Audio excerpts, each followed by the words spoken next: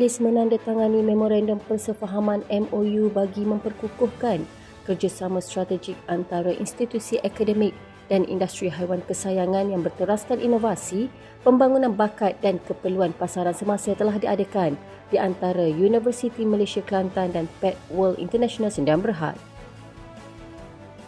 Majlis penandatanganan MOU itu telah disempurnakan oleh Naib Chancellor UMK, Datuk Profesor Insinyur Teknologis Dr. Arham Abdullah dan Ketua Pegawai Eksekutif CEO Pet World International Sdn Bhd, Encik Choi Peng Yu di Pejabat Pet World International Sdn Bhd, Shah Alam, Selangor. Melalui kerjasama ini, kedua-dua pihak akan bekerjasama dalam penganjuran program akademik dan profesional, pembangunan modul latihan berasaskan industri, aktiviti inovasi dan keusahawanan serta penglibatan industri secara langsung dalam pembangunan kurikulum dan kebolehpasaran graduan. Universiti Malaysia Kelantan UMK dan Yayasan Dakwah Islamiah Malaysia Yadim memperkukuhkan kerjasama sebagai rakan strategik utama dalam pendidikan dan dakwah Islamiah.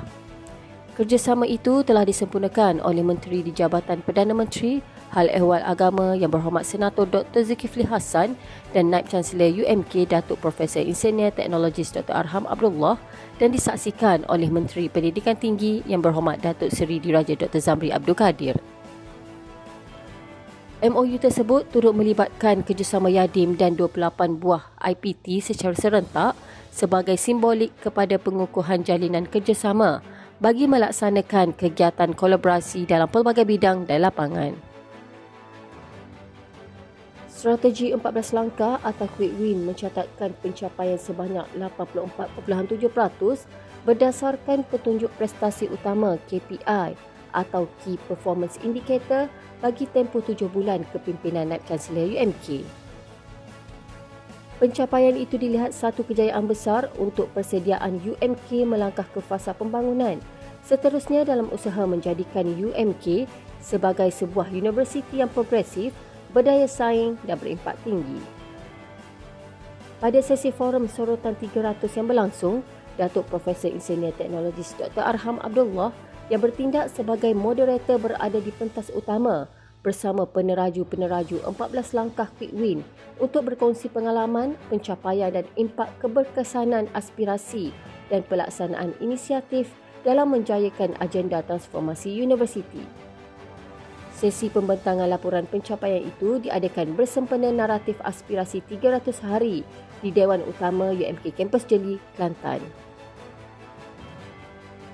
Pelaksanaan pembangunan ekosistem digital secara dalaman in-house oleh Universiti Malaysia Kelantan membolehkan pembangunan sistem-sistem utama universiti dilaksanakan dengan lebih fleksibel, menjimatkan kos serta selari dengan keperluan sebenar organisasi di samping memperkukuh kepakaran dan kelestarian teknologi maklumat dalam universiti.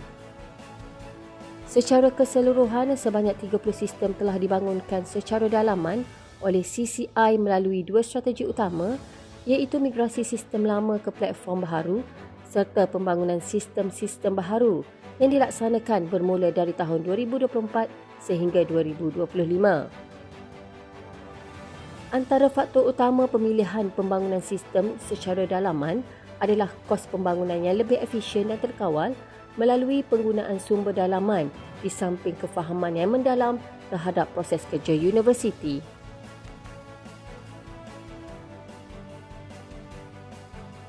Empat pelajar ijazah sarjana muda bahasa Arab dengan keusahawanan Fakulti Pengajian Bahasa dan Pembangunan Insan menerima tajaan King Salman Global Academy for Arabic Language di Arab Saudi bagi menyertai program mobiliti antarabangsa pengukuhan bahasa Arab selama 2 bulan bermula 4 Januari 2026.